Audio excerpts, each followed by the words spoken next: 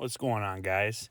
If you're having this AMD issue where the software is not compatible with the current driver, I got a quick and easy solution you're going to love. The first thing I noticed with this pop-up is that my second monitor wasn't being recognized. I also couldn't open up any Radeon software to be able to tweak anything.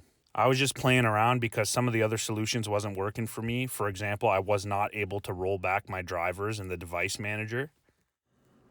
All you really got to do is open up your C drive, head onto the AMD folder, and you want to look for your latest installer and just click to open it up.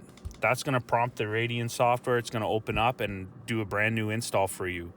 I didn't have to uninstall or remove any drivers or do anything like that. So just by clicking on that installer, it's going to open it up. So once you click to open that installer, just pretty much follow all its prompts. It's going to reinstall the software, work around in some settings, and then once you restart, you should be able to open up the Radeon software.